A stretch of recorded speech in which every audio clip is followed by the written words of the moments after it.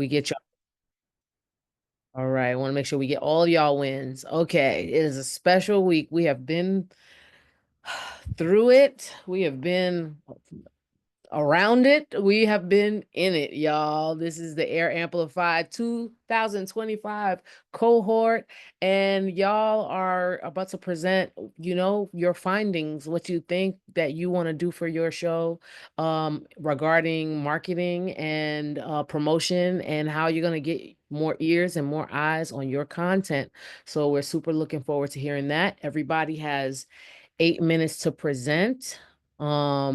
Up to 8 minutes, three pieces of what we've done in this class, in these sessions, and folks can respond after they're done with their presentations with thoughts, feelings, flowers, feedback, about what they see, and or ask questions. This is a great time for that those things might inspire future ways that our presenters like deal with their show, deal with their promo. So folks, we definitely would love to hear from you. Like, come into the room, brand new. Everybody has worked super, super hard. There's a lot of information that has been trickling down through y'all, and eating and sleeping this promo thing. So I just definitely want to just give overall flowers to y'all for being present.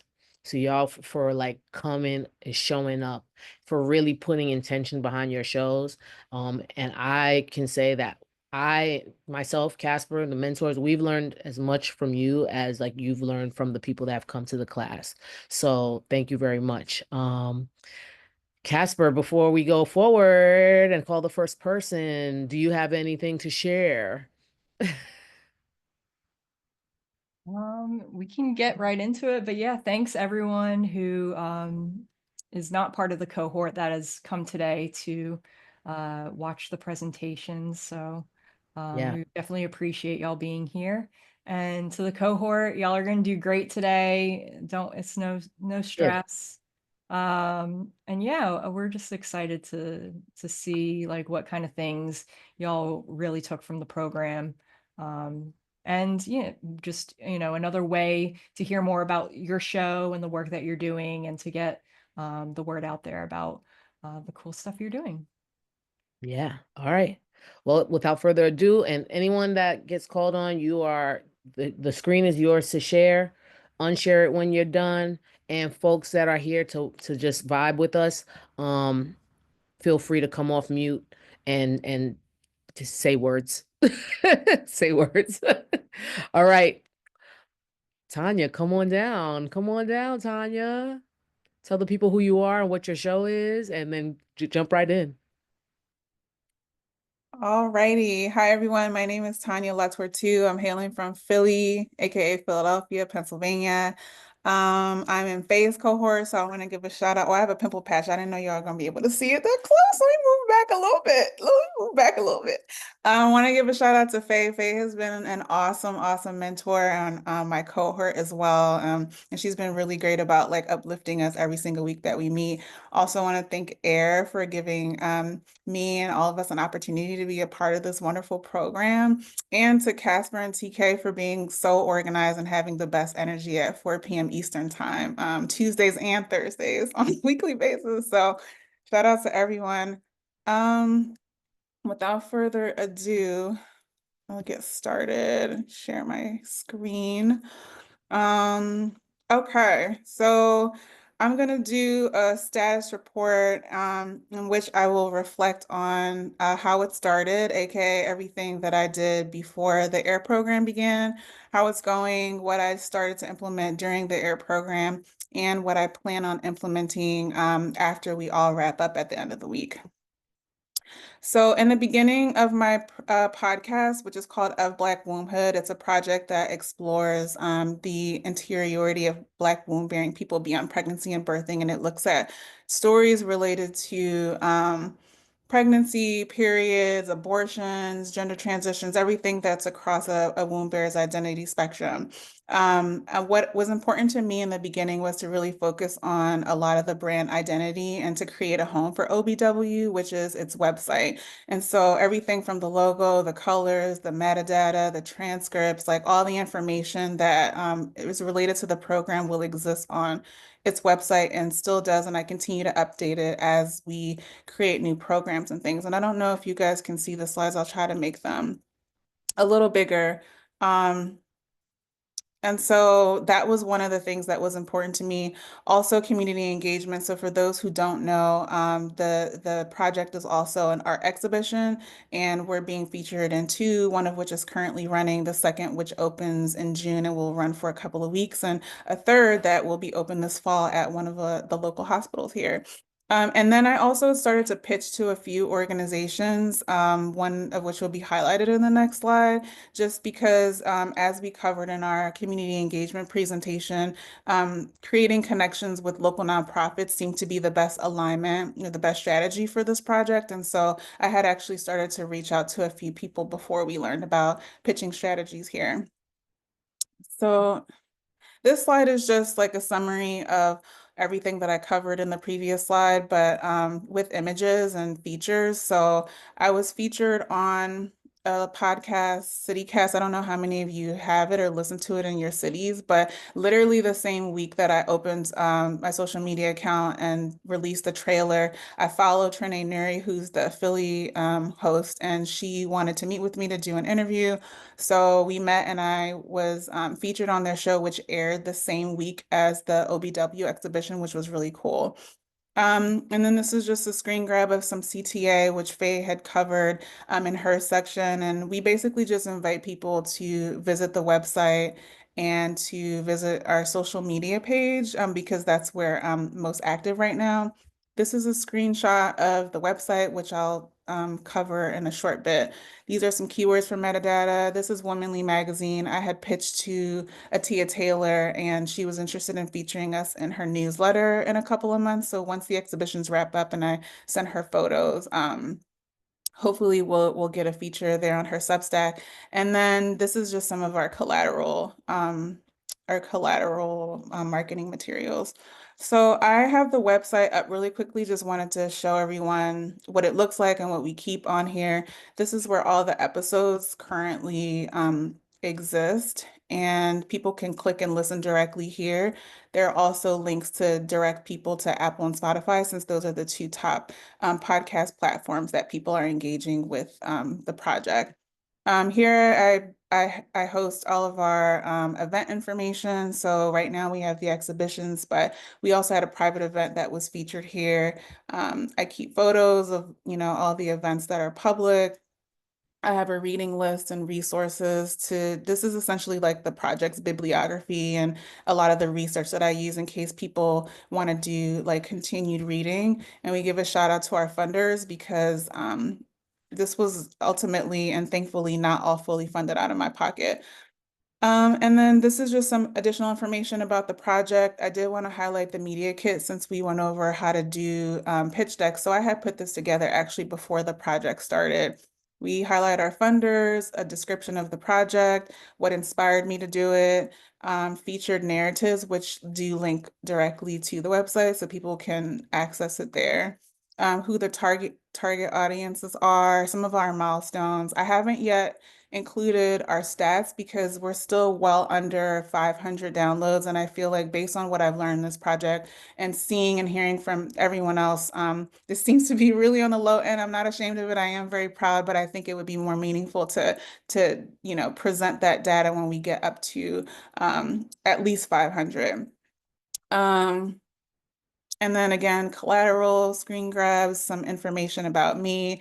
And I don't know if you can hear that, but if you do click on the media kit, you'll hear a 30-second soundbite of the trailer. And there's also a link to the trailer on our Instagram page and our website. Okay, how it's going. So some of the things that I started to look into or implement during AIR were deep diving into our data. We had some community engagement in-person events that happened during the course of the program. Stacy Bond gave some really good feedback, and I was able to integrate a couple of her feedback, which I'll discuss shortly. And then we got a press feature, which I did not solicit, but it just happened around the same time that the program occurred. So that was really cool.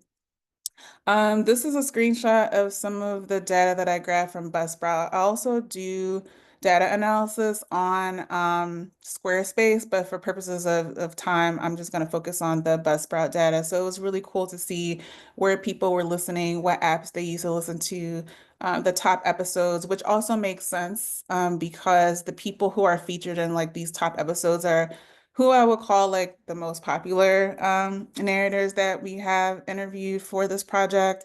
And then, you know, where around the world people are listening, it was cool to see we had some folks outside of Philly. Um, in terms of what also had been implemented, I'd redone podcast descriptions. So I retailored it to match it to the Media Kit language. And I also removed the podcast episode numbers as Stacy had recommended. This is a copy of an event flyer that we had for a public engagement program that we hosted, and then the featurette from our press at Fox 29, which is the local Fox station here in Philadelphia. So what's next? The first thing I'd like to focus on, and for these color codes, the yellow just means short term and the blue means long term. I'd like to focus on repurposing our content, which is what we covered during week 6. And I'll go over on the next slide how I intend to do that. And then also going to focus on growing my audience by optimizing my social media presence. I shared in my cohort that I hate social media and I had been off it for a very, very, very long time before this podcast came into the world. And so I'm going to be more intentional about creating more of a presence there and trying to grow the community, and also looking for opportunity to do cross promo with people who are also active on Instagram and LinkedIn. And in the long term, once we get additional funding, I'd like to remaster the audio. Stacy gave a couple suggestions, which included billboarding and also including a narrative introduction that could ease the listener into some of the podcast episodes. Since some of the topics are a little heavy, it might seem like someone is immediately being launched into someone's story. So, you know, upon reflection, I thought it would be nice to have, you know, some type of buffer to those conversations. So my strategy for repurposing content is to really dive into each of the episodes, pull out the themes, and then create real topics from each of those themes. One example is Mahalia, whose story covers adoption and how she almost gave up her baby for adoption. Birth workers, because she's a doula and is very active in the reproductive justice community here in Philly, and midwifery, which is important to Southern Black American history. And so I thought that I could start drafting some scripts based on each of those themes and create different content reels that could, one, drive people back to each of the historical sources for each of these topics, but also back to the individual narrator's episode so that it could keep them engaged with the podcast itself. And that is my presentation. I'm sorry for going by quickly, but I know I was going to take a lot of time. So I'm sorry for talking really fast, but thank you again for having me. Please let me know if you have any questions, if you want to collab, if you want to donate, know any sugar pappies and mommies or whatever. I'll take all the money from anywhere. All right. Thanks, everyone. Yo, Tanya, that was amazing. Thank you for the before, the during, the after. You are super, okay. You super organized, fam. Wow. So thank you for sharing. And I want to just open the floor up to any of our guests or anyone, even your fellow cohort members that have feedback or thoughts. This is a great time to share that. Or mentors, yeah. Lots of claps. I just want to say, I guess I could start it off. Tanya, wonderful job. Thanks for showing us the before and after. I especially loved how you are facing your apprehension towards social media head on and looking for a way to utilize social media as content, right? And as content in a way that is informative and still sticks to your intention. I'm like very curious to see how you tell those stories of not only what was the word that you used? Midwifery. I've never even heard that term. Um, Although I know what a midwife is. So anyway, I'm saying that I'm really excited that you are figuring out a way to utilize social media in a way that you feel comfortable. So you're not feeling like you're stepping outside of your comfort zone. Also with your stats, I thought it was great that even though you're aware of your download numbers, you looked at other things to highlight, which are just as important. Consumption rate is important. Quarter over quarter growth is important. Um, uh, Average listening time, also your best episodes. So all those things are big, and you don't even have to say how many downloads. You can just say those percentages, and remember, you can always make the data say what you want it to say. You all, that's the number one rule in marketing. That's why they always say get your own data, because you can always make your data tell the story that you want to tell. So I'm just so proud of you. Always rooting for you, girl. Keep up the great work. Thank you, babe. You're the best.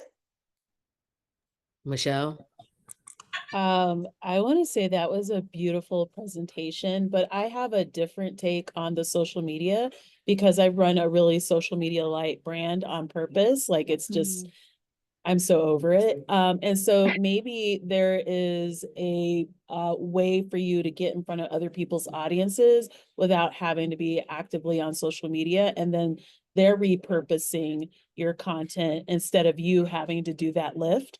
So like going in front of organizations, like there are a lot of midwifery organizations and spaces where maybe you have the, you know, a conversation with the person who's the founder or what have you, and then they're doing the lift for you for that. And having done it, like it's great. And I would say the other piece would be probably like attaching the conversations to like things that are in conversation now around like birth practices and safety and that kind of thing. And I see a lot of it being top of mind. So just kind of you don't have to be so social media focused, but maybe thinking about who is so that they do the lift for you. So beautiful present. Thank you, Michelle. Awesome. All right, we're going to our next presenter. Thank you everybody for your feedback, and Tanya again for kicking us off. Tariq, come on down.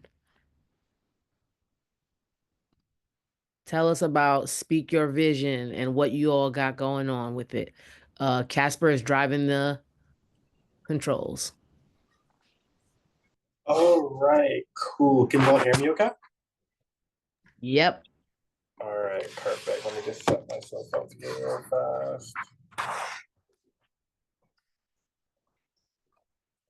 Well, before I get started, I just want to say, Tanya, that was awesome. You were definitely a great light to have in our cohort for sure. So I just want to thank you for being a part, and I really enjoyed your presentation. But all right, yeah, let's get started. So my name is Tariq Williams. I am the host of the Speak Your Vision podcast. I got into podcasting because I'm a mindset coach. I give clarity and direction to working professionals and business owners to really recognize their value and overcome burnout.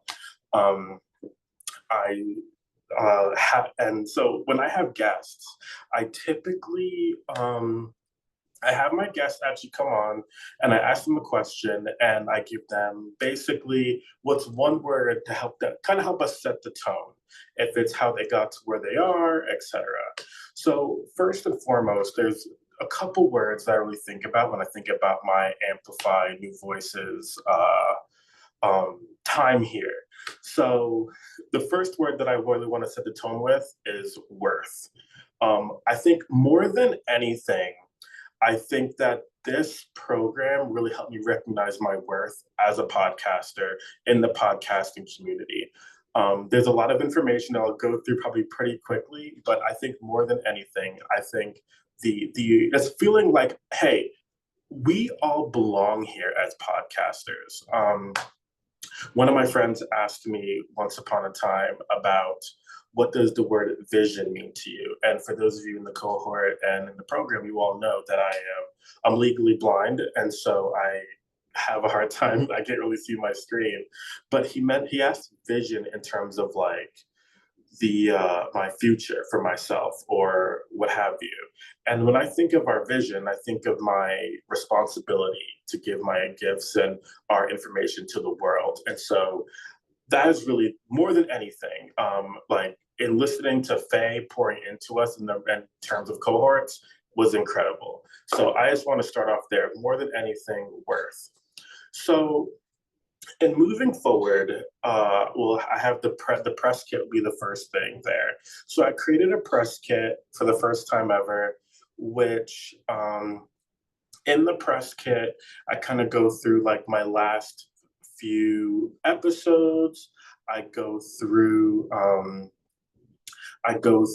just, what type of value I can bring to other entities. And so in terms of pitching to people to promote to newsletters or pitching to gain sponsorships, I think it's important to one, kind of connect with those individuals. And what we learned in our classes was that you have to let people, one, you're seeing how you connect with the material that you continue to connect with, but also what type of value that you bring to the audience. And more than anything, I feel like it comes back to that worth. Hey, my podcast, my platform is worth being presented on your newsletter, or it's worth being presented as you sponsoring me and getting some money, right?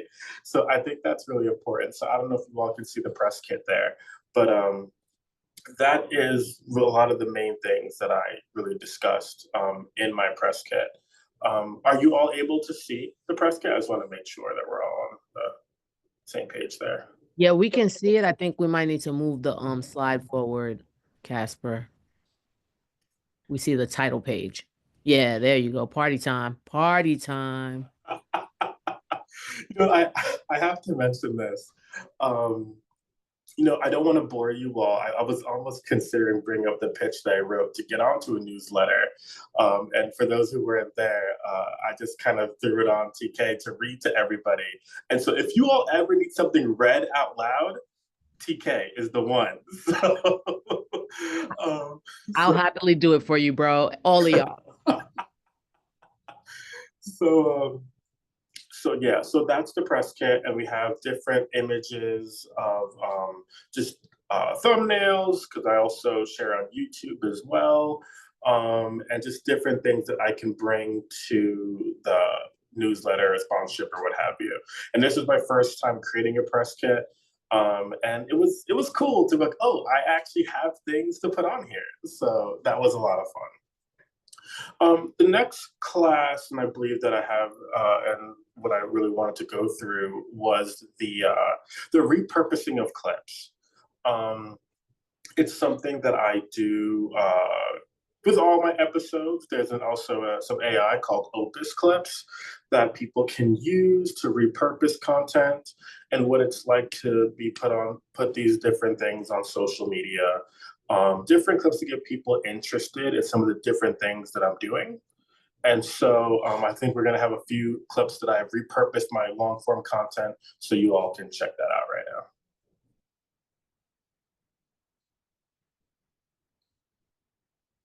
now. If I ever consider myself that I have nothing more to learn, I've officially lost. Because we all have to continue being lifelong learners in this process, in this thing that we call life. I can tell you, like, enough of my life has been spent just trying to win through failure, where it took me a long time to realize how much more winning I can do through failure plus mentorship. And I can tell you, the person I just hired to coach me through some stuff has a coach, and that person has a coach. Like, everybody needs something.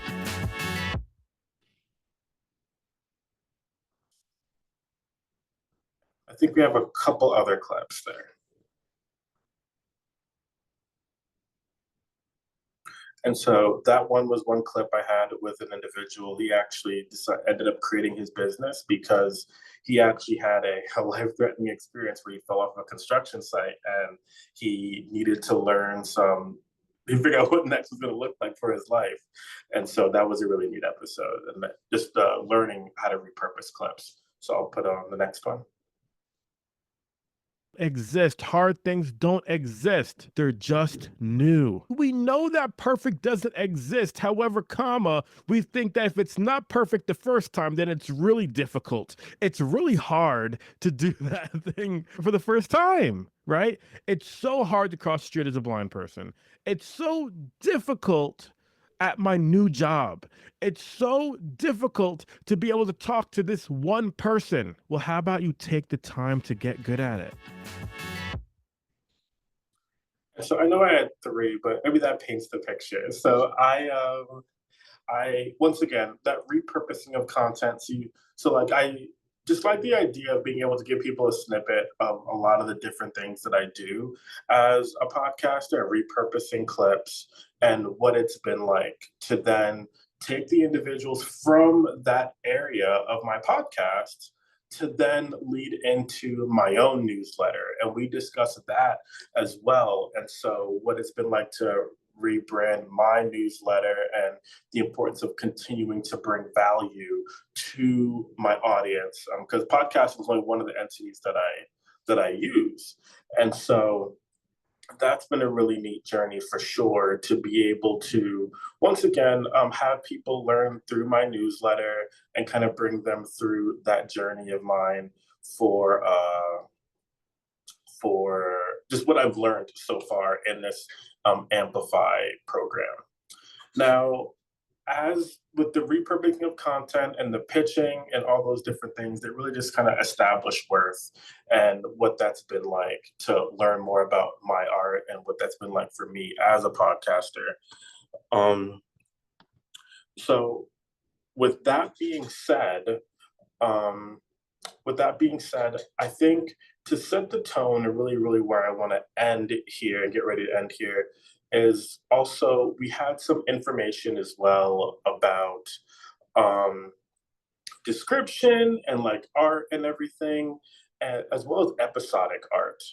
And so I'll end here with the episodic art piece, and you'll see a picture of some of the different episodic art. And once I started using episodic art, I actually noticed that I was able to get some decent growth. I think, I don't know if it was interesting to people that I used episodic art, and I'd heard different things to use episodic art or not. I just lean on what you already have. And I think what I learned, I believe this was from Stacy and from the Apple portion, was that, and this was really interesting actually, that Apple actually doesn't like if you have text on your episodic art. So that's something that I need to remove, with something that I do have on there now. And so removing text from my episodic art is something that I need to implement. But we learned so much in this process that I believe it's almost impossible to do all the things at once. But if more than anything, and I'll end this how I typically end my podcast episodes when I have guests, is kind of what the word is for the future for me. And I would say nothing more, nothing less, it's action, right? I feel like throughout this program, I've gained the worth of what my podcast is and what it can become. But ultimately, it's about taking action. And I look forward to collaborating with all the people here and learning more, having the opportunity to talk with everybody. But I look forward to, I've been in contact and talking with Emily Reno, the Transcendent Farmer. So I'm really looking forward to that, as well as Creators Getting Paid with Michelle Jackson. And so we're doing some collaborations there. So really excited for those opportunities. And for what this means for Amplify as whole and in general, I look forward to connecting with all of you and continuing my time with you all. But thank you so much for the time and the presentation. Faye, you're incredible. Thank you for continuing to pour into us. TK, Casper, thanks for keeping us organized. And I'm just so blessed to be a part of this program. Oh, we're so blessed to have all of you. It's so good also to hear about, your collabs. You have collabs with Michelle and collabs with, was it Emily? Yep. Mm-hmm. Emily coming up. And you know what? I really love also, like when you said in your clip, however, comma, Baby, make that a thing. Because the way I grabbed onto it. However, comma, it will be in the streets in my lexicon. That's a Tariq Williams original. Thank you very much, guys. Sometime the promo be promoing itself. So thank you. The floor is open to folks.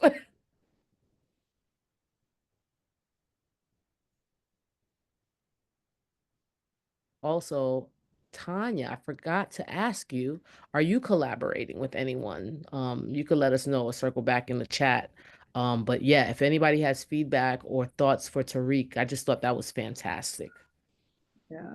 I'll Yeah, just Tariq, I just thought that was a great job. I really love your takeaways from the course, especially. It's so nice hearing how motivated you are and understanding that like you can't do everything that we've talked about all at once. That's way too much. But I just love hearing how this has impacted you. And Faye, I'm sorry I cut you off. Go for it. No, you're totally fine. I was just gonna add to the kudos that were going around. Tariq, wonderful job. It's been just a pleasure getting to know you. I love where you're going with your episode art. I know we've already talked about your branding and everything, and really excited for your press kit. But that was your first press kit you ever made, you said? Yeah. That's oh my god, yeah, hands down. Just yeah, continue to keep up the good work. And yes, coin that however comma. I love a good transition and a punctuation. My go-to is period, but comma needs to get in there too. So love it.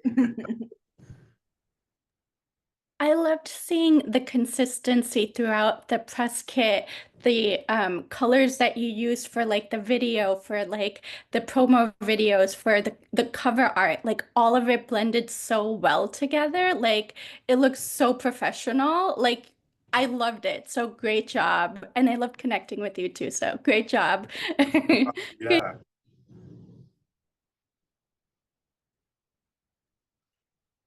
All right. Thank you so much. And also all of the three folks that just spoke up, and I'll shout out Megan as well. Those are our mentors for the folks that are new to the room. They have added so much to all of our lives, and I'm sure you'll be hearing from them more later and also on Thursday.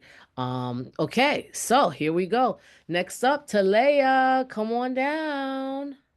Hello, everyone. My name is Talea Dindy. I am the host of Navigating Cancer Together.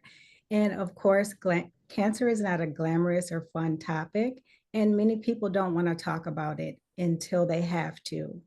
And I just want to throw out this really quick statistic because it's very important. According to the American Cancer Society, this year, 2025, over 2 million new cancer cases are expected to be diagnosed. And that does not include non-melanoma skin cancers. So that 2 million is equivalent to 5,600 cases each day. So that means today, 5,600 people received a cancer diagnosis. And what I'm finding is that everyone knows someone who knows someone. So cancer is very relevant and we need to talk about it more. But I want to take you on a very quick journey of navigating cancer together. And the first thing that I'm going to do is share the Navigating Cancer Together story. And this is really an output of week 2, assignment 3. We talked about data and just understanding your data, using your data to tell a story. So I am going to share my data and tell you a quick story. So Navigating Cancer Together was launched on August 3rd, 2021, and it's actually 3 years and let me go back. 3 years, 8 months, and 19 days old. And I have released 164 episodes to date. And the categories that it falls under are alternative health, health and fitness, and personal journals. And to date, I've had 3 sponsors. So one of them being my mom, a doctor by the name of Dr. Ianelli. And then you know what? Sometimes I sponsor myself with my business and merch and affirmation cards. And this information came from my hosting platform, OSHA.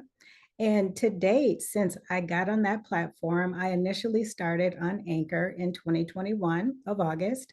But since March of 2023, I've had 3,725 downloads, according to OSHA, and 313 of those downloads happened in the last 30 days.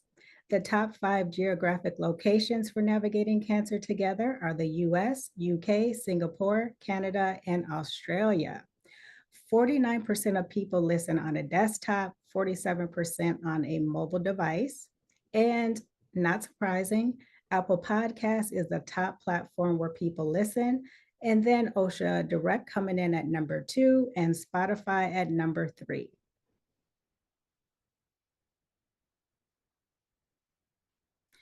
All right, some more very important information. The most downloaded episode, which is one of my favorites as well, is called Embracing Life, Thomas Barrett's Journey Through Stage 4 Prostate Cancer and Adventure. This gentleman can tell a story, his resilience, his desire for life and living life to its fullest is just amazing. So if you have a chance, please check out that episode. Whether you know someone who has cancer or not, that story is very inspiring. Okay, 29%, almost 30% of listeners are the age of 45 to 59, not surprising. 79.2% of listeners identify as female, 17.4 identify as male, 2.7 not specified, and 0.7 identify as non-binary. To date, Navigating Cancer Together has 28 reviews and a 5-star rating on Apple Podcast. And I've been blessed because of Navigating Cancer Together to be a part of the Amplify cohort this year. And on April 2nd, Navigating Cancer Together ranked number 14 on the top 60 cancer podcasts.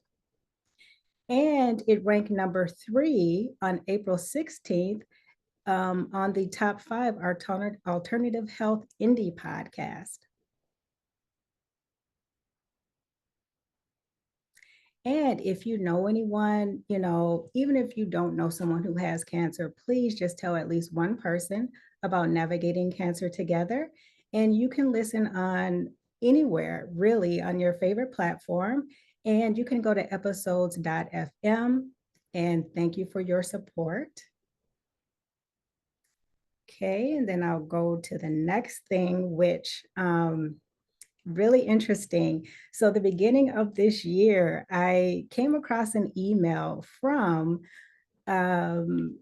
Ariel Nizenblatt and Lauren Passell, and they are the authors of Podcast Marketing Magic newsletter email. And they came out in January with their 3rd edition of the Ins and Outs of Podcasting. And guess what was on there? Do not use microphones on your cover art. And I clutched my microphone because they were talking to me. And my old episode art, actually on this t-shirt, has a microphone and headphones. Okay, so I was like, it's time to make a change. And so that was my cue.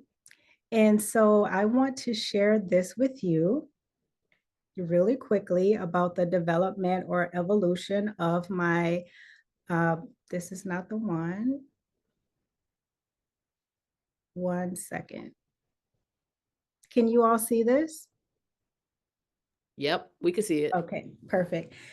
So this is the before with the microphone, the headphones, and this is the after with the hands and the words Navigating Cancer Together displayed prominently. And the hands really represent empathy and security. The words that go around in a circle represent unity, wholeness, community. And together is capitalized because it's a must. We must do it together.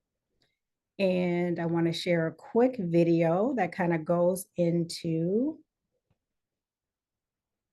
what that's about. Wait one second. That design for navigating cancer together grew out of my own experience with cancer and the desire for greater emotional support. The cover art reflects the support and connection which is at the heart of navigating cancer together. It is about being in a place to give back what I needed 14 years ago. The encircling words symbolize unity, wholeness, community, while offering a sense of belonging. Together is capitalized to drive home that cancer is something that we must face together. The comforting hands symbolize the empathy and security we offer to those facing cancer. It is a visual reminder that individuals and families facing cancer are not invisible or alone. What does the Navigating Cancer Together cover art say to you? Here are a few responses that people have shared with me about what the cover art says to them. The first one is, I love this, Talea. To answer your question, one of the many things I see is strength. Another response, sharing is caring. That is what I see. The vibrant artistic background, along with the word cancer, add to portrayed hands of hope. I love it. Love the updates.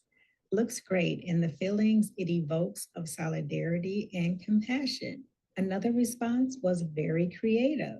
And finally, this is great. My mother is a breast cancer survivor. Me and my sister had to step up and support her while she was going through chemo. The cover art for Navigating Cancer Together clearly shows a deep and meaningful representation. Again, it stands for empathy and strength, which you can see in the hands. The words navigating together symbolize unity, wholeness, and community. And together is capitalized because it's a must.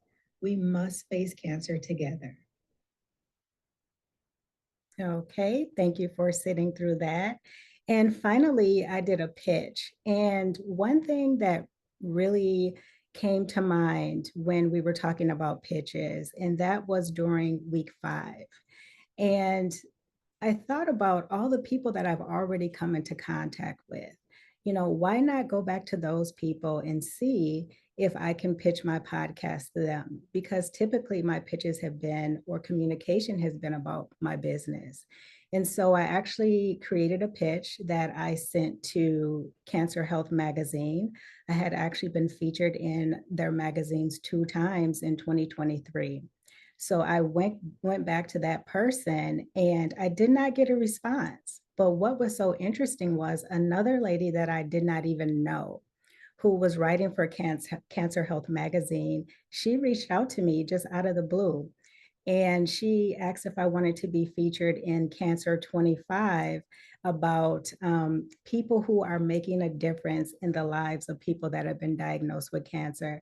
So I'm actually working with her on having my podcast featured possibly June or August. I'm hoping for June. And I shared with her a very special episode that I'm releasing in June. And it's actually my collab swap project that I'm working on. And I'm going to be featuring 7 people and 3 men and 4 women, and then also myself. And we're going to talk about survivorship. And we're going to touch on topics like, what does survivorship mean to you? What are some blessings that you've come across in survivorship? And what are some challenges? Because there are challenges. And so I pitched that to her. It sounds like she's going to run with it and put it in the Cancer Health Magazine.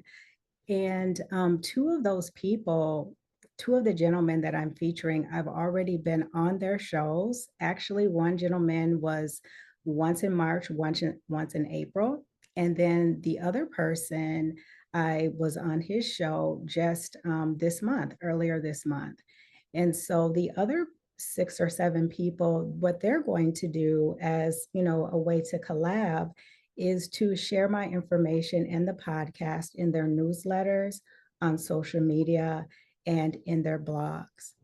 And I will just share a quick glimpse of, let's see where my thing go.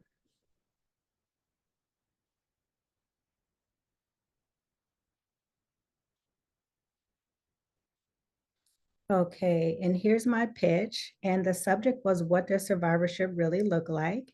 hear raw stories with Navigating Cancer Together this June. And what I did was I basically circled back around and said, I'm Talea Dindy. You may remember me from articles in Cancer Health on Nurture the Emotional Sides of Cancer in March 2023, and What Does a Cancer Doula Do, which was featured in December 2023. And so I just attached links, to that so he could go back and reference just in case he didn't remember. Of course, I attached a link to Navigating Cancer Together. I made sure that he understood that it was about National Cancer Survivor Month and that I wanted to be featured in June. And then what I did was just explain to him the value that this podcast could have for his readers, for the readers of Cancer Health Magazine. And then down here, I shared a couple episodes that may be of interest to him. And one of those was Navigating Cancer Shock, because that is what typically happens, but then also my journey from silence to self advocacy and how cancer impacted my life and my advocacy. And I kind of shared a little bit about, what the podcast or this special episode would be about. That was here. And then quickly just kind of wrapped it up with some pleasantries. I'd really like to, get in touch and figure out how we can, work together and connect. And then I also attached links to my trailer, website, and infographic. And I'm not going to read through it all because I know we're short on time. But I have learned so much in this program. I want to shout out Faye, TK, Casper, Tanya, Tariq, Cassandra, all the amazing podcasters in our cohort. I want to thank everyone for listening. I know cancer is not a fun topic. It can be heavy, it can be depressing, but I am trying to put life into it, humanity into it. And so, thank you so much for listening. I hope you learned something about cancer as well as navigating cancer together. Again, my name's Talea Dindy. And if you would, like to connect, hit me up on LinkedIn. I'm there all the time. I would love to connect with you. Thank you. Woo, Talea, that was fantastic. The floor is open, and also the evolution of your artwork. I just got to say, because I have the screen open for when we announced like who all is in the cohort, and it has all y'all artwork. So I'm looking at the old artwork, and you're showing us the new artwork, and it's just so like I really like that you received that word that they gave which was just like headphones and microphones. It's a no. Like we're off that. And then but you really took that and you thought about it. You sat with it. I could feel that you sat with it. So like I just think this is like such a huge like the whole presentation, but like looking at where this artwork has come from and where it's gone in this time frame, I'm so glad that like this is the message you got. Thank you for sharing. Absolutely. Thank you. Ooh, the floor is Yeah, open. my comment was going to be about the art as well. It's the new art is so beautiful, and seeing how you took that note that was like general, even it wasn't even directed specifically at you, but it was just like a general a piece of advice that was out there, and you took it and you really honed down your branding. It seems like it helped you get a better foothold on like what your podcast is and how to immediately make it clear to your audience. And it's just so beautiful. It stands out so much. It's so much more direct and eye-catching. And I think it's really beautiful. Very proud of you, very excited for you. Thank you. Thank you. All right. All right. Faye, I see your mic went off. Yeah, I Go have on for to. it. Talea, I just love you. This was amazing. From the start to the finish, just even having the three forms of how you presented your presentation and a pre-recorded video, you're just always on point. And that's from start to finish. So huge kudos, shout out to you. I love the action that you've taken. It's April and you've already put out a pitch and set up something for June. And it's such an intentional collaboration around survivorship communities. Like, just continue to do your work and fulfill your purpose. It's been a pleasure working with you and getting to know you. Always rooting for you. Keep up the wonderful work. Thank Oh, you. and the stats. Yes, ma'am. On those stats, every part of it. Thank you. Thank you, Faye. You are amazing. Thank you for being such a heart-centered mentor. Just know that. That's where it starts. Thank you. Ooh, all right. Well, let's keep it moving. Y'all are amazing. Okay, we're going to my favorite auntie, Auntie Allison. Come on down. She said it, I didn't. Okay. And of course, right before, just as Talea was finishing, the lawn guys got here. So it's kind of typical for us. So we just keep going. You know, we do what we need to do. So I'm going to share this up. Okay. So I'm Allison Brown, and I am the host of Keep the Flame Alive. It is the most fun podcast for fans of the Olympics and Paralympics. And throughout the cohort, I have mentioned my podcast partner, Jill, who I think is here today. So I just wanted to shout out to Jill that she's real and she's actually a person, and that she's just not the person I say things where, like, when we were talking about SEO and I said, I don't understand that. That's why I have Jill. No, she handles a lot of things for this. So could not do the show without her. Absolutely. So, as I was going through each week, I started making a running list as to the assets that we were talking about each week in the homework and what the show had and what the show didn't have. So, the strongest asset that I feel we have is our back catalog. We've been doing the show weekly since September 2017. We have 3 Olympics that we've done and Paralympics that we've done daily shows for. So we have close to 500 episodes that are out, and they're good and we're proud of them. So that is kind of our strongest asset. We love our logo. I know there's some discussion about putting words on our logo, on the logos and on the art, but we love it. We love the colors. We are definitely sticking to it. We had our website redone about a year ago, so that was in good shape. We do a weekly newsletter off of Substack, so that was good. We already have transcripts going up for every episode. And we have good active social media accounts on LinkedIn, Threads, Instagram. Jill does some things on X. And our Facebook group is super active. So I felt like, okay, we got a list of good stuff, and then we got a list of things we need to work on. So as we were going through the homework, as I said, these are some things that we know we needed. We need a trailer, a pitch deck, some infographics, a press release. We need to do some work on promo swap partners, and then the 3 that I'm going to talk about today, which is our updated description, our press kit, and our press contacts. So for some reason, as all of you who have been in the cohort know, I really, really struggled with coming up with a new description. So Sheba and Emily and Molly and Frank in my cohort, and Fabian jumped in, and TK jumped in, and everybody jumped in to help me come up with this. So the best thing I can tell you is when I gave this to Jill, she loved it. So this is already up and active, and really, I think, gets more of the feeling of the show. When we talk about what is our show about, smart, fun, and down to earth is what we want to project. So including all of this. And when I mentioned, as TK mentioned, that one of the press people called us Olympic aunties, we had to throw that in. So that was a lot of fun. And you all gave me the confidence to put some really quirky things into the description. So before Paris 2024, and actually while we were there, we were contacted by a couple of different arms of the BBC, a couple of people from the AP, but we didn't do that outreach. We didn't contact journalists. We didn't have a plan for that. So that was something, after we talked about it in the cohort, that I was really working on. So something that I've started to put together and have not finished because it takes a tremendous amount of effort is a list of journalists who write about the Olympics, and specifically not write about the sports.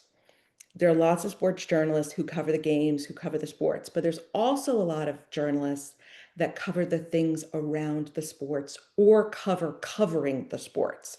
So they'll write about what NBC is doing, what Channel 4 is doing in the UK, what ABC is doing down in Australia, what's happening socially, people who are planning parties, people who are having events. And those are the journalists that we want to get a hold of who may be interested in writing about us, particularly in the run up to Milan Cortina, which is happening in February. So this is just a snapshot of a few of the things that I'm putting together that I will then contact.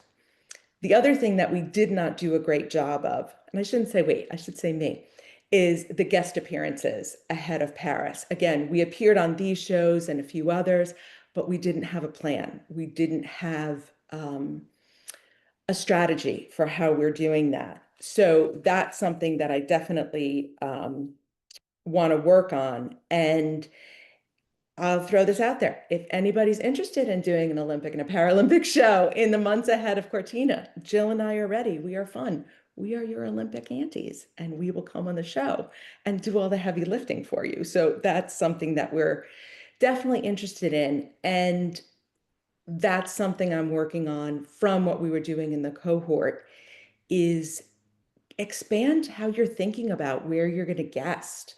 We can go on book club shows, we can go on travel, on family podcasts, on history shows, on a lot of different things beyond sports, because the Olympics and the Paralympics do encompass so much. So that's a project that I am slowly but surely coming up with our list. And to get ready to have things to send them, I made the one pager with just the quick thing that I can attach to an email. This is the big version, but we'll go into the detail next. So this is the top half. And this just, has some quick pictures that people in this world will recognize. We have a picture where we were with the torch. We have a picture from Paris where the Arc de Triomphe had the agitos, which is the Paralympic symbol. And then just using the description that we worked so hard on to talk about the show and what we do. And then the bottom half, making us sound like we're really smart and that we know what we're talking about and that you can trust us as experts because all these other people have trusted us. As I mentioned in one of the classes we had earlier, this is really hard, tooting my own horn and this kind of stuff is really hard. So thank you to everyone who pushed me to put more things on this detail. And again, we're using our colors. We're using the same font as our logo. So trying to keep that brand the same. So I know I probably went super, super fast, but I do want to say a special thank you to Sheba and TK and Casper and my cohort, which was Emily, Molly, and Frank. And everything's been really amazing. So this is how you get a hold of us and find us. And thank you so much, everyone. This is great. It's a lot of fun. Oh my God. Toot, toot. Yes, that horn is going off. Beautiful. And your slide said rank number 2. What was that ranking again? Ranked number 2 in FeedSpot's top 20 Olympic and Paralympic podcasts. Yeah, heck yeah. That's what I'm talking about. Oh my God, Allison, that was fantastic. Thank you. And also just want to recognize like you came for a long way, like you just admitted and was vulnerable to us with us, where you were at, but you also allowed us to like help you, and then we all helped each other. So I just see it. I see it. Fantastic. The growth from like day one until now is amazing. I love your openness to feedback. I love the way that you were like just willing to ask questions and like, hey, what do I do? What does this do? Like, and also like educating us on like the different things of your podcast of like there are so many hurdles in like being able to promote an Olympic podcast that I was not aware of before I met you. So like even explaining that all to me, like you did such an amazing job and I'm so excited. I'm excited for like all the opportunities that you're talking about with like the press coming up and like everything that's going to come up in the fall and like next year. So super excited. Great job. Thank you so much. Thank you, Sheba, for all the patience with with that damn description. You would think I was trying to birth a baby, trying to make that It new is an amazing, I description. love the description. I love the new description. Use it everywhere. Everywhere. Yes. I'd say your one sheet is well done. Yeah, I mean the only feedback I would have on that really is maybe just maybe if you just want to play a little bit around with the format. Just there's some places where it may look a little bit crowded, but I think it's wonderful in the way that it's organized and what you put on there, and it's what I wish more people at networks would just do from the get-go. These are real pros here giving you these compliments. So yeah, I wish they would do it too, Megan. Um, Allison, thank you so much. Thank you so much, TK.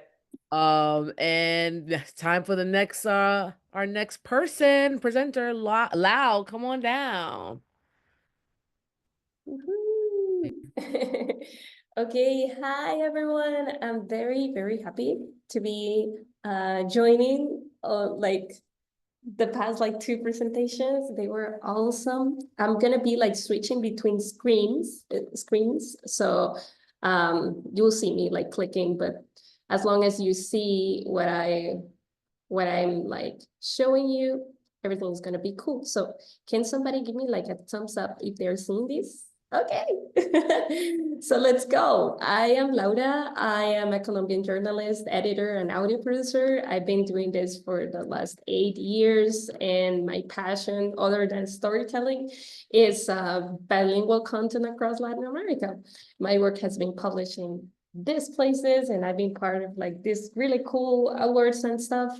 But today, and I got into this program with my most personal work to date, that is this beautiful podcast series, Juventud Maldito Vacío. It's a narrative 6-episode memoir, a coming of age of a young woman in her 20s, and a portrait of a generation that faced the end of conflict in Colombia. So what I'm gonna show you today is first a pitch deck that I prepared during the weeks of this Amplify trainings. And this pitch deck is to present to a couple of festivals that I've been reaching out to. So that's one of the biggest thing that will also help me to build. So I'm gonna do the pitch to you as if I was pitching you. And then I will show you 2 more tools that I got from my AR Amplify training. So here's the pitch. The plot. So this is a coming of age. Laura is a metalhead teenager in Bogota, who dreams of becoming a radio personality. While in rural Colombia, the conflict was escalating, she goes for her dream. And the first chance she gets, she makes a bad decision, which leads her to doubt everything about herself and the story that she has been told. Throughout the episodes, we will hear Laura from her 20s to her 30s as Colombia goes from the end of the armed conflict in 2009 to the peace agreement in 2016 to the national strike in 2019 and to the election of the first left-wing president in Colombian history. That's where the series ends, and that's also when Laura turns 30 years old. This is a personal story and a memoir for all the young millennials and Gen Z who grew up feeling that being young maybe is not a divine treasure, but it's a void, is a stage in life that it's about being confused and not having all the answers. And that's why this series is called Juventud Maldito Vacío. So I'm gonna invite y'all to gather your headphones if you're not already wearing them, and we're gonna listen to the trailer. And you can see like some subtitles in it for that. And while you adjust, I'm gonna change screen, like change the tab that I'm showcasing. And then we will listen. It's gonna be a minute, the trailer. Okay.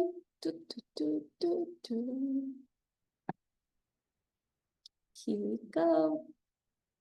And then share sound too. All right. Let's go.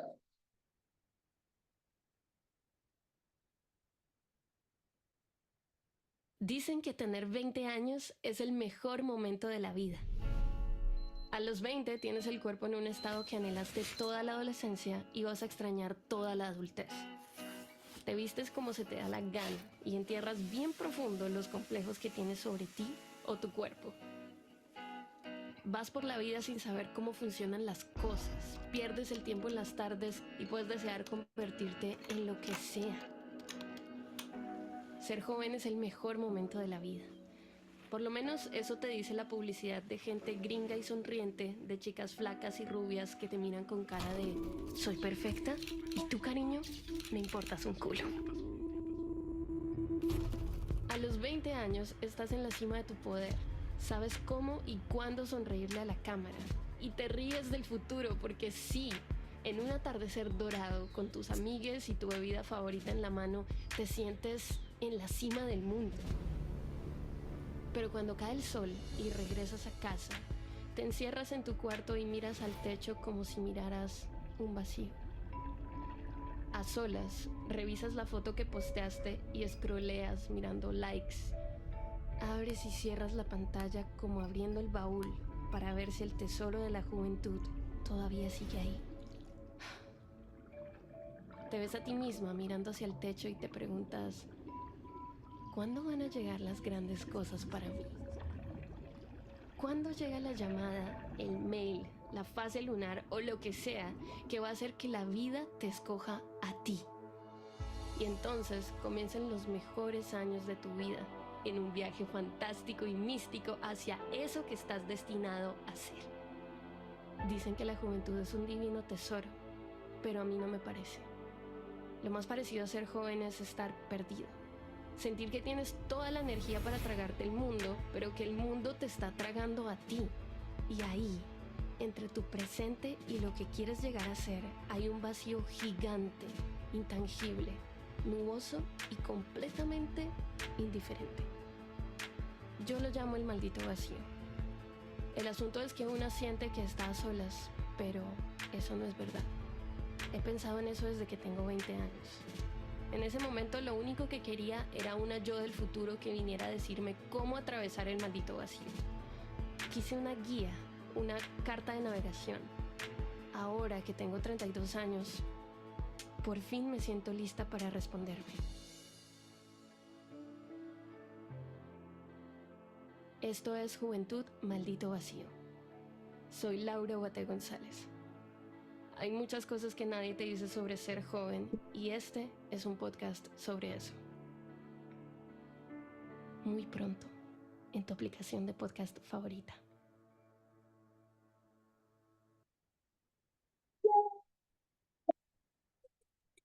Send emojis, people.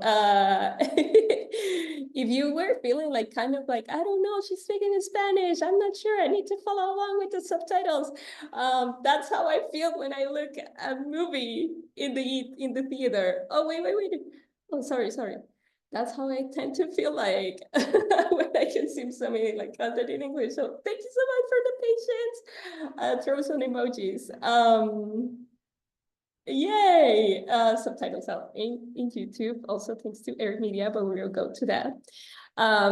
So yeah, this show is like my most personal work today. I'm very proud to it, and especially very proud of not being alone in that whole like process of like making this beauty come to life. 6 episodes, you see them here. We are about to launch episode 6, and it's been a very slow pacing of publishing because I've been wanting to put quality instead of like a lot of time, and I've been trying to play a different game of like publishing a lot of content, but I'm just like crafting beautiful stuff, and that takes some time. But I want, like you have seen the cover art, I can finally tell you what's the title of every episode. And as you can see, it's a journey from darkness to light. So first one is about bad decisions. Second one, it's called The Dark Side of the Moon. Third one, it's about a dawn, garden of paths. the Ballad of the Dreamy Job that we just launched. And then episode 6 is called High Low. It's more than a conventional podcast. We did a sound aesthetic created with tools of animation and film concept development. I'm gonna nerd out about that a little more, but I want you to remember, like when we heard the trailer, there were like sounds of water and sounds of like birds. So basically what we did, what I did with the illustrator and animator is like we created a language, like a sound language for this podcast. So whenever we're talking about depression or the void or not knowing what to do, we will hear like sounds of water and the sea. And that's why, because, and you can see it like on the cover art, like it's like drowned, and it's because like when you're deep in the water, it feels like kind of like when you're depressed, like it's hard to move, everything feels very far away. So we were playing with that, and then we also played with the birds and fireworks and that kind of things to create a different, like the opposite to that, which is the one that you see here in the cover art. And it's the word of ideas, the word of the dreams that come true, the words of like your illusions, like your biggest motivations. So we also hit a couple of Easter eggs in the cover arts. We mixed it in Dolby Atmos, and I talked about the creative process and documented in real time in my Substack. I'm going to talk to you more about that. This is what a couple of news media outlets have said about the show. It's gonna link you. And that's one of the things that I've been doing most, like approaching news outlets and introducing the project to them. Wait, this is going backwards. And then we developed a live version of episode 1 that is called Bad Decision. It has 2 formats. Remember that you guys are in a festival and I'm pitching you guys right now. So what I can bring you is like a live version of the episode 1, a short format that is a 30 minutes episode performed live, or a long format that includes a live song and a masterclass about the creative process that I did.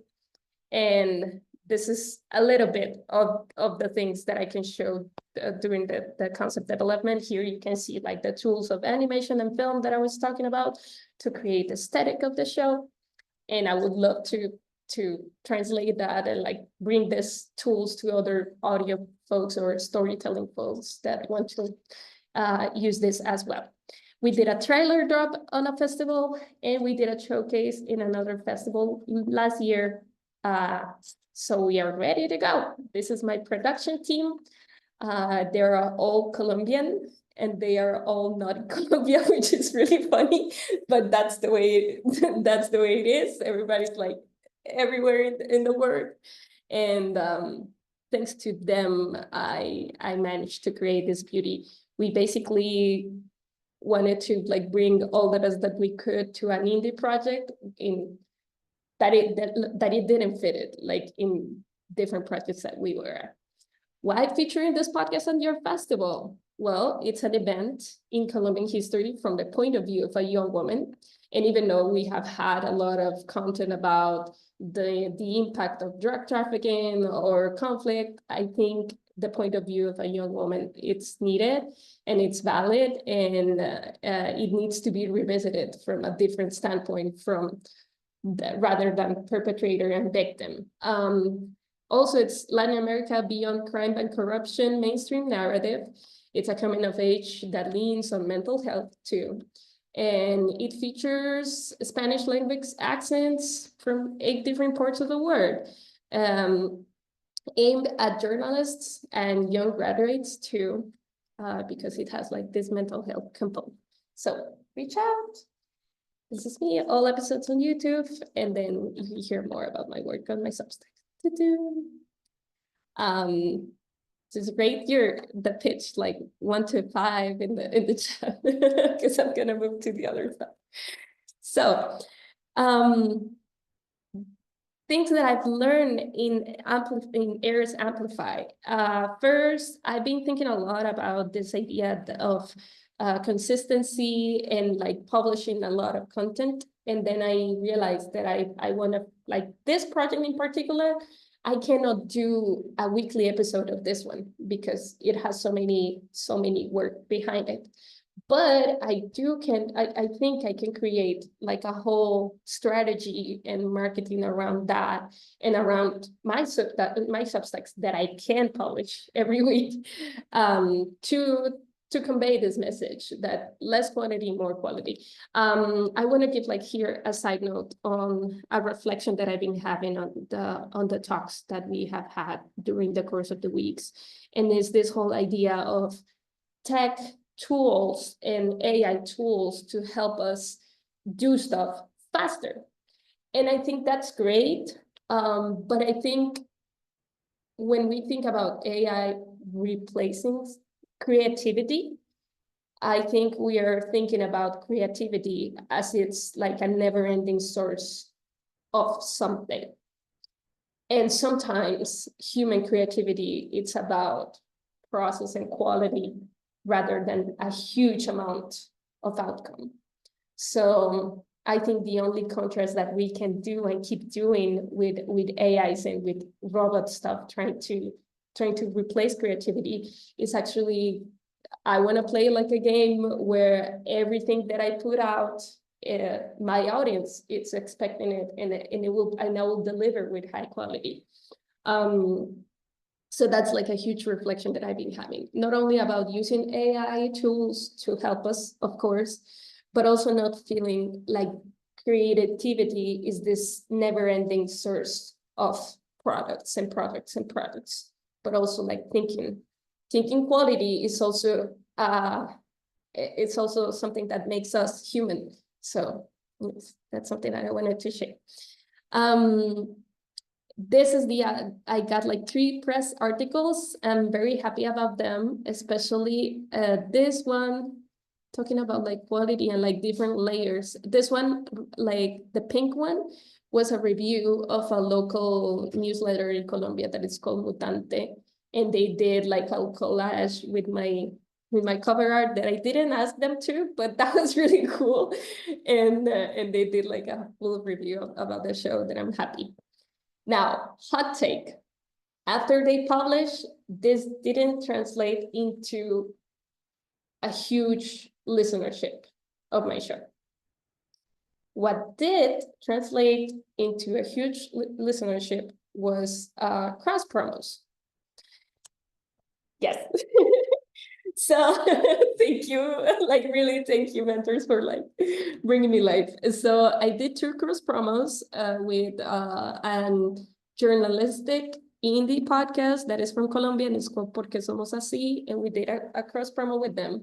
And I did another one with this audio fiction story that happens in Bogota, and it's by 80 Podcast, and it's called El Silencio de Tina Golarte. We also did like that cross promo. Last week, I did a different cross promo with this really cool Substack that is called Eurowaves, and it's about the whole European podcast scene, and we recommended each other through Substacks. So now, if you follow Eurowaves, you will be recommended to follow me, and if you follow me, you will be recommended to follow Eurowaves. So we just set up that last week, so we will see. And then I'm cooking a collaboration with her. She's called Mariana. She's from Argentina. And when I did like the Rephonic map, I noticed that like she has the most overlapping with my audience, which was a big discovery. This is a podcast about psychology, and she's explaining mental health issues. So, and that's like the main one. So I'm talking to her to make a collaboration, rather like an episode or an interview or something like that. Okay, biggest lesson learning, I don't know, biggest progress about like during this time. When I started, this is how my audience looked like in most of my episodes. thank God, have like almost 8% of retention. And I feel very proud about that. But then my audience was like mainly Colombia, Dominican Republic, love you folks wherever you are, Argentina, Peru, Chile, and Ecuador. And then United States was here and Mexico was here. And I put a lot of attention in this one because Mexico is like the biggest market for Spanish speaking content. So I wanted to change this. After I did this whole leverage of cross promos, Substack, festival, talking with people and everything, this is how my show is looking like. A lot of peaks, ups and downs. The ups and downs relate with the days that I drop a Substack, which is very interesting. So when I tell the audience, hey, here's a new episode, they'll go and listen. And then boom, and then they'll go and listen. And then I managed to change this way. So nowadays, my top 3 is Colombia, United States, and Mexico. And yeah, thanks to like Mexican folks that are really amazing. Yeah, so now then I have Argentina, Ecuador, and then I lost my Dominican audience as much as I wanted to. But anyways, I'm proud of this because with this I can keep growing up my audience, and then I can like reach out to brands or to festivals or to people in the United States and Mexico saying, hey, you're one of my top 3 countries. AI tools and social media that I used to, I think you were here when I told you about like the script function that I use to create subtitles. You know what? I'm gonna send it to the chat so we can get clicks. You know how it is. I'm gonna send it to the chat, and then you can see how you can like set up the subtitles. That's something that I've learned thanks to this, and that's amazing. And then I also did some things in social media. Let me share that. Here it is. Okay. So when I dropped episode 5, it's a song, The Ballad of the Dreamy Job. And The Ballad of the Dreamy Job, I launched it with this video. And it's me talking to the camera, basically saying, hey, I made a song and it's episode 5. And here's my audio engineer working on that. And then we did an animation and I'm happy about that. So it got nice engagement and it's pretty. And then, do you see this one? Okay, this is that another like version of that repurposing of content. I did like a short clip with the animation loop, and then with the lyrics of the song. You can hear me sing because I don't sing. Estar contigo era yo. Wait, here goes again. Oh, wait. Here we go. Oh, I wish everybody here speaks Spanish for real. Here we go. Voy a cantarme esta canción para recordarme que te quito el poder de aprobación. Voy a llevarme esto conmigo porque hoy soy yo quien te despido. Voy a salir de este vacío, vete ya. Okay, I got like okay, and then the last thing that we did is like with this friend, she was doing like a 30 days challenge of 30 podcasts, and she recommended my show here, like more in TikTok than here, but I don't have TikTok. But yeah, this is like kind of like the format that we did together. And also I took like those clips and made them to short videos in my YouTube channel. So that's what's up. Last but not least, next steps. And it's the final thing that I'm so thankful with everybody. I'm starting to focus on my Substack more because now that the series is about to finish and that I realize that I cannot drop episode that often, I can write and I can create more for my audience, which is a full circle moment to me, because when I started this, I was thinking about creating this show that nobody will ever ask me to do. And now, as I finish, I'm thinking about how can I approach to my community. So I started an audience survey that was sent on Sunday, and I'm asking folks like, what would you like to do in the creative space? I just chose the people that are like most faithful to my Substacks. I just chose like 20 of the like biggest fan of that content and ask them, what do you want to learn? What would you like to read? And I plan to work around that. That's happening this weekend. And in the project as a general, I'm gonna start working on an English adaptation now that I built the basis of like the solid milestones of the project.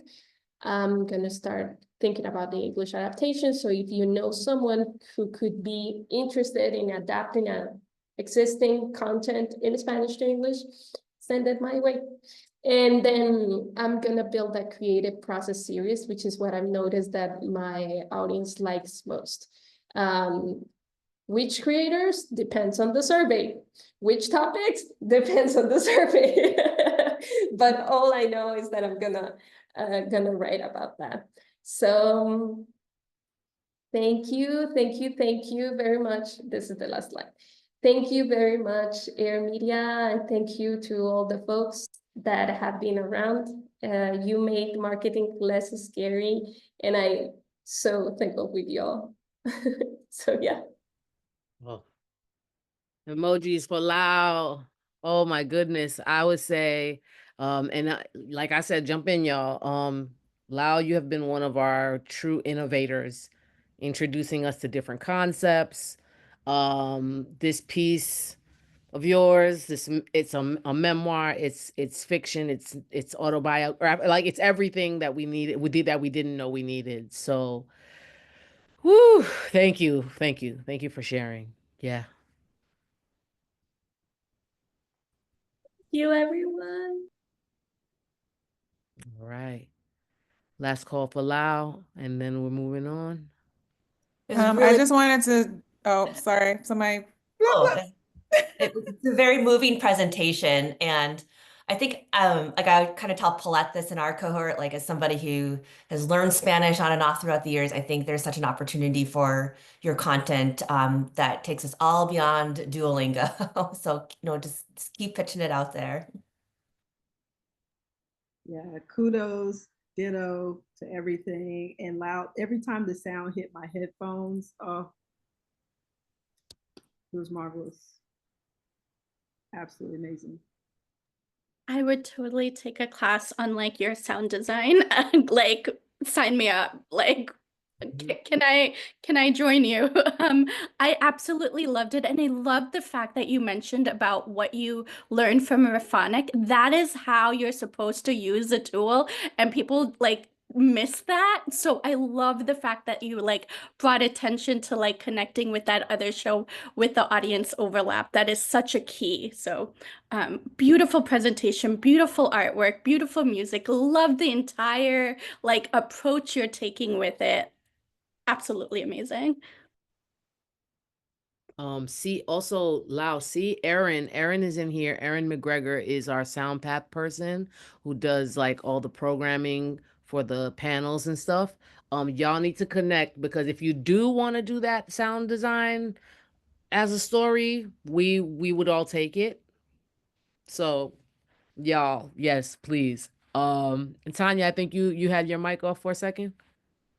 Oh yeah, I just wanted to say, Lau, that was, I mean, I'm echoing everyone's sentiments, but the first time you had demoed your project, it was just such a reminder of like the importance of intricative sound concepts and podcasts too. And yours is one of the projects that inspired me to remaster my project at a later point in time with like different sound elements, because I really felt like I was on a journey listening to your story. So yeah, amazing project, 10 out of 10, no notes.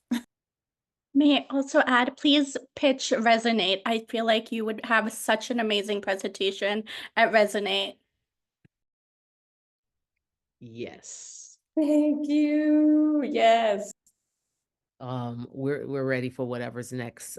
English version, but honestly, you're making, like you said, like everybody said, you're forcing us to like get in touch with our Spanish side, which is a very big side. Let me tell you, if y'all follow me on social, I'm Mexican, low key, y'all. I'm just saying. I'm just Anyway, we go into the next spot. Those are my people. Um You know what? We getting a Mexican. Come on down to the stage, Paulette. It's your turn. He's gonna give us some more Spanish. What up? What up? Oh man, I wasn't sure how I was going to follow that because wow.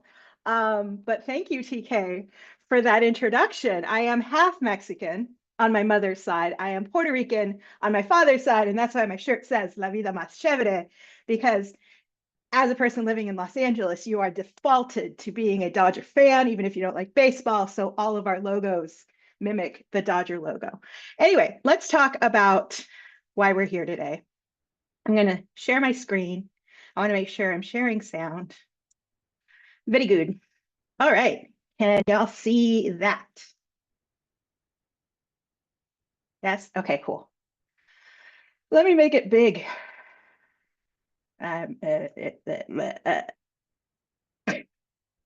It's not supposed to work like that. Let me move you, present here. All right. Hello, my name is Paulette Irado, and I had this picture taken for the very first podcast I ever appeared on, which was funny because I didn't make that connection until we were falling asleep last night. My husband's in the room with us right now. So he took this picture of me. Real quick, I'm seeing a downloads folder on top of the podcast. Okay. That's not what you're supposed to be seeing. Let me know if it's you know what? Y'all. Is it because I moved it? Oh, there you go. Amplify project. Yep. Okay. My bad. No, all good. So let's start all over. Hi, I'm Paulette. This is my project. That picture was taken by my husband for the very first podcast I ever appeared on in 2018 or 2019. Like I wasn't into podcasts at the time. I didn't start my own until 2022, but I just thought it was funny that I pulled this from the archives and I was like, hey, that's for our podcast. So thank you to AIR for the opportunity. I applied twice and did not get in last year. So imagine my elation when I made it in this year. And I literally screamed. I have a witness to that happening. I came into this project or into this cohort with two projects. My podcast is La Vida Más Chévere. We talked about my shirt. And the other is as the founder of Latinas in Podcasting, which I'll talk about over the course of all of this. So here's what we're going to go through. Who the hell am I? The podcast and Latinas in Podcasting, what I was able to take from all of the wonderful information we were given over the course of the last 9 weeks and how I applied it, what's coming up, and then the end. So hi, again, my name is Paulette Irado. I have won an award in every career I've had except podcasting, but I will one day. And I'm also a future TEDx speaker. I will be landing a stage before Thanksgiving this year. I can tell you that with complete confidence. I host La Vida Más Chévere, the Child-Free Latinas, which will be a future award-winning podcast. It is currently #1 in Good Pod's child-free and indie child-free podcast lists. They let me know that when they told me I was in the top 100 of relationships. So I think those first two are made up, and the other one is based on Apple's categorization. And like I also mentioned, I am the founder of Latinas in Podcasting. What is all that? Well, in the lessons that Nicole Walker taught us, she said, use your data to tell a story. So here's the story. La Vida Más Chévere is a podcast that was born in March of 2022. It had a different name. It had a different focus. But since then, it has released 86 episodes, just hit 8,000 downloads this week. Total bingeability is almost 40 hours of content, and it is streamed or listened to in 92 countries. When I made the graphic in the middle for our homework a month and a half ago, not even, I had fewer episodes, 36 hours of bingeability, only 7,500 downloads and was only being streamed in 70 some odd countries. So just in the last few weeks, I've seen some growth, which is amazing. Some stuff has happened since then. I went to Podcast Movement in Chicago. I spoke there. I made some connections. So maybe it's all tied together. But I also did other things that we're going to talk about in a second. Sorry if I'm speaking really fast. I think I'm hyped up on sugar and nerves. About Latinas in podcasting, that is a community, and it was born on the back of a virtual summit. See, I used to be an event planner. Now I'm a podcaster and virtual summit conference manager. That group was founded last year at Podcast Movement here in Los Angeles. A friend and I got together and said, hey, let's do a networking event. And it grew from there into a virtual summit because I just had to use the tools that I know I have at my disposal. So from 2 people coming to our very intimate Los Angeles-based meetup in March of 2024 to 125 attendees at our virtual summit in October, we now have over 250 subscribers on our newsletter as of this morning. And I'm really proud of being able to serve everyone in that community through the stuff I've learned at AIR. Moving on, one of the big takeaways from this program is that my description didn't serve my needs. So we went from this long thing to this short thing, where the keyword child-free Latinas has moved to the very beginning. So it still gives the information about how we're trying to create our best lives by divorcing ourselves from all the cultural BS we grew up with, and that the American dream is a lie, and it comes out every other Tuesday, and it's in Spanglish, but it centers the child-free Latinas that I'm trying to talk to every other week on Taco Tuesday. Another really great lesson that I picked up from the pitching session with Will was to create a pitch deck. So prior to going to Chicago, and I went not as a podcaster, but as, you know, they only let you list one business. I went as the founder of Latinas in Podcasting, and we spoke about community. That was what our panel was about. So what I did leading up to that event is I made an audio pitch deck in the form of an episode that was released the Tuesday that we were in Chicago. Because the great thing about going to a podcasting conference is people are going to listen to at least a few seconds of your latest episode. With that, I also put a pitch deck together for the Latinos in Podcasting Virtual Summit, which is in October of this year, to get some funding. It doesn't take a lot of money to put on a virtual summit, but it does take some money, and it takes a lot of time on the back end. So I would really love to be able to hire some copywriters, a VA, to help keep that event sustainable and going on for years to come. So Will was kind enough to review the pitch deck for me and give it the thumbs up. So this is currently being pitched to sponsors and partners alike. In that audio pitch deck, I also asked members of the community themselves if they would share why Latinas in Podcasting is important to them, because a community is only as strong as the people inside it. And I would like you to listen to this one in particular by one of our members, Angela Briones. Angela spoke at last year's virtual summit, and that's how I met her. I did not know her before this. So let's click on this and tell me if you can hear it. And I am the creator and host of the Gay Podcast for Everyone, as well as thank you for joining me, Podcast Life Behind the Mic. And I joined Latinas in Podcasting because podcasting can get lonely, and I really wanted to connect with other podcasters so we could learn from one another. If I were telling a fellow Latina about Latinas in Podcasting, I would describe it as one of the most important parts of the podcast process, community. My name is Angela. So coming back to this, I hadn't done a lot of repurposing of my content on Reels and in social media. So after that session with Amanda, I wanted to be a lot more intentional about why I was putting the effort into making these Reels. And with each of these women who submitted content, it was very easy to then just use those snippets of their audio, not so much about, anything or me even talking about it, but them and their words are so much more powerful. It's the storytelling aspect of show, don't tell, right? So I just felt like those All 6 of these women submitted audio. All of it is now on Instagram and out there. And it served not only as an audio pitch deck for sponsors, but also as a recruitment tool for new members. So we've seen a little uptick since that went live. All right, so what's coming up now? I listened to Apple's recommendation, removed all of my episode numbers from titles. I'm going through and updating my episode art because as a child-free podcast, wouldn't it be cool to be featured in a noteworthy thing for Mother's Day, which is in 2 weeks. It also happens to be my birthday, but I won't mention that to them because we know how much they hate that.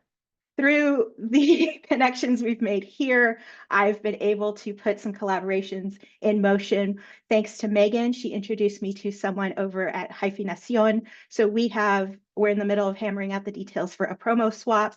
They will be promoting La Vida Más Chévere, and we will be promoting them in both the Latinas in Podcasting and the LVMC Substacks and newsletters. We've already worked on a feed swap. James is in my cohort, so Red Flags Everywhere and La Vida Más Chévere will be doing a feed swap. I've been able to talk with Alana, who is also in my cohort. She is behind She Well Read, and we're talking about how we can collaborate for the Latinas in Podcasting virtual summit. She is so good at TikTok, and that is my blind spot. So she is going to be providing some TikTok services for promotion of that. Also, a website and trailer update are coming because I need to rebrand myself, not just as a podcaster, but as that TEDx speaker. And so my website needs to be updated a little bit. The trailer could also use a little bit of love. Like I mentioned, a TEDx stage will be happening in the next year. Latina Fest just received a pitch yesterday about putting on a podcasting workshops because my mission is to get as many women into podcasting as possible, and Latinas are me. I am Latina. So let's, fingers crossed they accept that. If anybody has an in at Latina Fest and could nudge that along, I'd love it. And then, of course, the Latinas in Podcasting Virtual Summit, like I mentioned, is October 16th and 17th. We cap off Hispanic Heritage Month. And so it's a celebration that continues the pride in our heritage.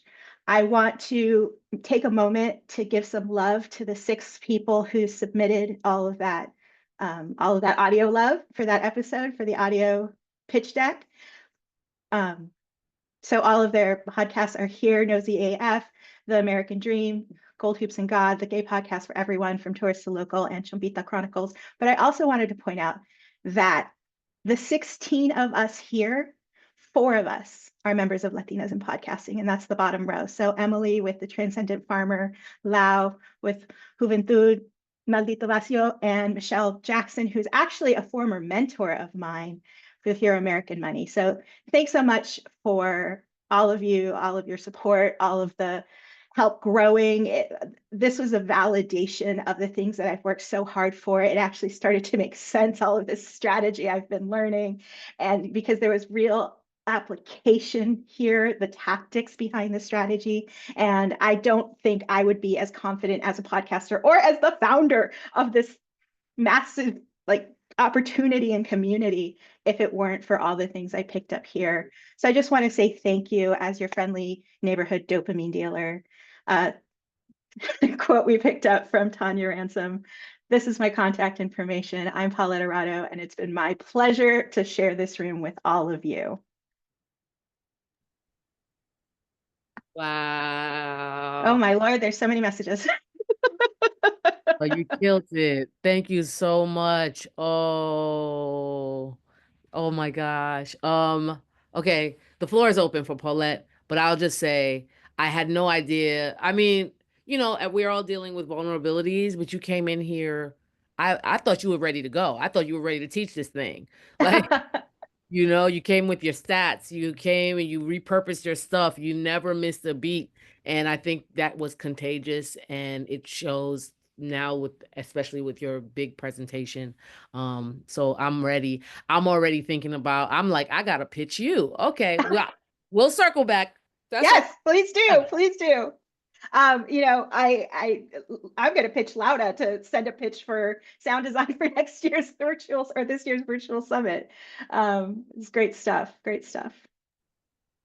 Yeah, Paulette has been so awesome, and your energy is just so like it's just so refreshing. Like every week to know that I'll be interacting with such an energetic, positive, thinking person that's just so supportive and really into building community. I think, yeah, I just have loved seeing like what you came in with when we were all kind of going through all the applicants and just seeing you come through and shine and just take all these lessons to heart. I mean, it's like no notes. I think you've applied and you've also learned a lesson. Like you're not doing everything all at once. You're taking what you can as you can go along. And I think that just makes for such good quality that we're seeing here and that we know is coming down the road. Thanks. Thanks, Megan. Oh, I forgot to mention, Will is also going to be speaking at Latinas in Podcasting because they are amazing. And, you know, we work with the people that we become close to and trust, right? So thank you, Will. And thank you for the opportunity. I'm so excited. This is dope. Okay, guys, we're moving into our last presenter. Emily, come on down. Ave Maria. Oh man, so grateful for this. I feel so inspired to be sharing today. It's gonna be good. All right, let's see if we got this.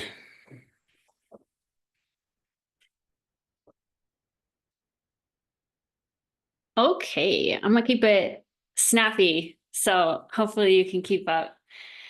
All right.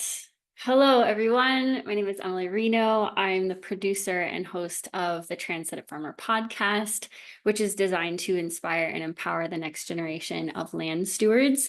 And while I didn't necessarily have it as part of my presentation, I think missing class last week kind of maybe threw off the focus of like this presentation. I did want to make note of a couple of milestones that I felt were really important that I didn't include in this presentation. So as part of some of my goals, you know, as it related to this, I started adding transcripts to all of my web pages for my, you know, new podcast episodes. And I'm working with my graphic designer to create a podcast sponsor deck. I did create my one pager and I integrated an audio testimonial from a coaching client into last week's episode, which was one of my goals. And then I also started adding keywords on the back end of my like WordPress blog posts, which are what I use to post my episodes. But today's presentation is going to be really focused on what a sustainable monetization strategy looks like for me. And so I wanted to give you a little bit of context of the bigger picture. I'm the founder of an ag tech startup called Mezclada, which means mixed in Spanish. And really where I'm hoping to go with this is developing a global network of farmer change makers and transforming rural communities into oases of health and well-being. And so the way that I'm trying to do that is a combination of transformative financial interventions and systems change. And the vehicles through which I'm doing that include consulting to inform policy design and address structural inequities within our food systems, the Transcendent Farmer podcast, which I'll be getting into today, which I hope will become award-winning and really inspire and motivate behavioral change. And then lastly, a farm success and well-being platform that works to reduce friction in accessing land and capital. So digging into this idea of monetization for the podcast, I really started to mind map and think about what are all the entry points where people are getting exposed to me and my content, and how does that eventually translate into paid services and tools and allow me to create sort of additional ways to reinvest in my community and in farmers and people and places, taking sort of a portion of that revenue. So that could include everything from conference keynotes to the podcast, newsletter, free courses, the blog that I have, and then hopefully future guest articles, things that I'm offering, consulting, paid courses, and a membership platform, which is kind of in the works, hopefully a wellness and productivity journal, ebooks, an Oracle deck, and then affiliate partnerships, which is what I'm going to be focusing on today. And then looking at, you know, one day developing a foundation, scholarship program, reinvesting in rural broadband programs, and then also creating land access grants. So I wanted to think about what can I do in the next 3 months. And I took advice from our guest speakers about asking for more than what we think that we need. So I was swimming one day and I was thinking about like, okay, how am I going to make this work? How much money do I want to bring in? And initially I was looking at, $5,000, 3 partners over the next year, and just trying to like really limit it to that. And then I decided, what the hell? Like, why not ask for 3 times as much? Because that just felt so differently in my body about what's possible with that kind of money that would not be with $5,000, right? So these questions that I'm asking myself, what kind of operating budget would a business have to meet my goal? What does it look like to bring 3 times the value to that partnership and to my listeners and the farming audience? And I'm also taking into account, I'm in a very interesting place in my business and in life, having just transitioned to Mexico at the beginning of the year, and sort of thinking about how is my client base and my audience going to shift from being primarily US based to now a mix of, folks also from Latin America. So I was really thinking about, okay, let's create a filter to really identify and evaluate which brands and businesses would be a good fit. And so I created this list of core values to prioritize, thinking about triple bottom line impact, people, planet, economy, brands that have a sustainable business model themselves. Maybe they're promoting conscious consumption, environmental integrity, looking at this global community, or they have, equity focus like my work does, that they're investing in the whole person. And they're thinking about wellness from this perspective of like mind, body, and spirit. I'm also thinking about, okay, how is it that I'm going to be providing value to listeners, whether it's through discounts, maybe it's the direct benefits of using those products or services. And then of course, real testimonials from real people that share these goals and aspirations of my listeners. I actually have a lot of current affiliate links that are already active. I've just not promoted them. And a lot of these are relevant to my listeners. I just haven't necessarily figured out how to be strategic in doing that. So this is kind of like in the wings, an option. But when I was thinking about, can I be a little bit more strategic about creating pillars in which to slot in sponsors, I wanted to organize that into finance, wellness, and business development. And the goal is to start creating regular sections of content so that I can just slot some of those sponsors in to stuff that's already in queue. Another goal that I have that is kind of taking place now is that from now basically on, 50% of all my content is going to be offered in Spanish. And so my idea here is to really, as our mentors recommended, is following that content first, creating personalized outreach materials for each sponsor afterwards, so they really feel that I've interacted with their information. I'm also thinking about this idea of, okay, how can I provide value in a way that feels really fun and creative to me, and that is useful for people? So some of the ideas that I came up with included a co-branded wellness guide, maybe integrating products into some of my on-demand courses, thinking about a sponsor-led webinar, like a Finance Fridays audio series, a sponsor-funded grant, or a microloan for farmers, co-hosting a strategy session or an Ask Me Anything session, and then lastly, a regenerative business resource list. So thinking about these pillars, I wanted to get a little bit more specific about what it would look like to organize into this. So for finance, the focus would be on land access, wealth building, credit, loans, business finance, and cooperative models. And then I started to think through, okay, what kinds of institutions or businesses would fit well under that category that would have a vested interest in partnering with me. Then within the wellness, the focus is sort of like mind, body health, resilience, herbalism, nutrition, movement, and mental health access. And then thinking about, okay, what brands or types of platforms would fall under those as well. I really appreciated this idea of like sleep, recovery, and ritual brands, not this idea of like, go, go, go. And it's all just hardcore, right? And really focus on rest.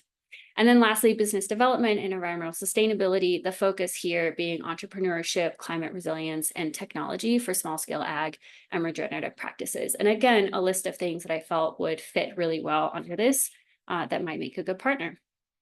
So lastly, I wanted to sort of think about how is it that I can be strategic about my use of time and leveraging my team to support me in this. So I'm going to be setting up weekly one-on-ones with my virtual assistant to track leads, draft outreach, have a monthly check-in to really see, okay, what's working, what's not, and then just making sure that that content is aligned.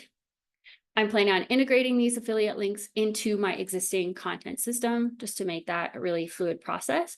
And then these are some of the milestones that I outlined basically by month. So starting with that foundation and positioning, getting my information, ready.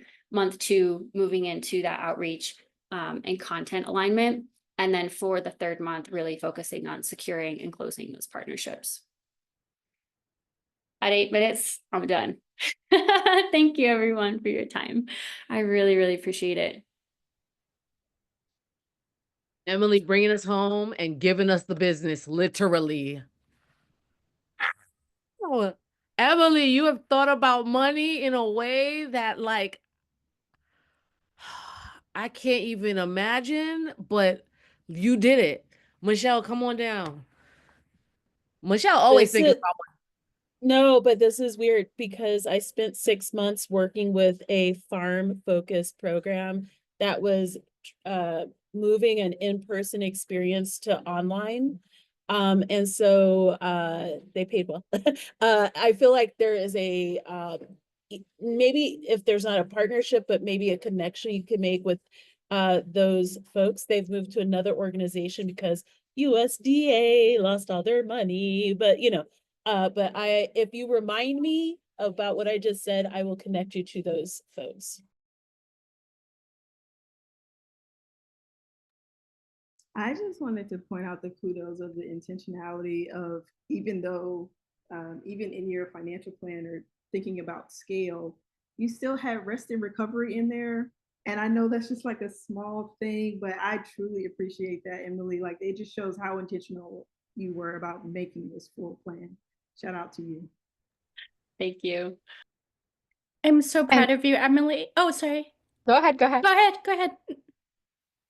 I just love asking for 3 times the amount that you think that you need. Straight up, so many people just ask for like the very bare minimum. And I see so many podcasts out there that are only asking for what they need to like pay their team at base, and they don't include themselves, and they ask for too little. And so many times, if you ask for what feels like to you initially like an outrageous number, you'll get back like, yeah, that's doable. Like all the time. You just have to ask. And I've never been shot down, off the bat for asking for a larger number than maybe what somebody can give me. It just brings us to a negotiation. So I'm so happy to hear that you're doing that. Very excited for you. And I think that that's just a brilliant, really actionable, concrete way of saying how we can all get what we deserve instead of just the bare bones of what we need. I'm so proud of you, Emily. I love the way that you approach this. Like, you thought of it like a total business, like a holistic business. You wrapped your values around it. You wrapped your, like, it's more than just a podcast. It's like something that you're developing community around with the people that you're serving. Like, I loved all of it. Like, it has been a pleasure to work with you like these past couple of weeks, and I love like the thoughtfulness that you brought into like each aspect of it. So well done. So proud of you. Ah, y'all are gonna make me cry. Thank you. Ooh. All right. Well, it's that time. We thank you all for being here. We also just one last emoji or clap up for everyone that went today. All amazing, all innovative, and we can't wait to see what happens next with y'all and your shows. Please keep in touch. Please do not be strangers. For those of you that are here as guests watching, please reach out to these folks, listen to their shows, rate, review, subscribe, do all the things. If they have a Patreon, if they have a fund or something, be money, put it in the basket for them, please and thank you. All right, y'all, it's our time. Thursday we'll be here with everyone that didn't go today, and I can't wait to hear all those presentations and give y'all flowers on Thursday. So hopefully y'all can all come back and bring some friends with you because we love showing off our goodies. Thank you so much, everybody. Have a great evening.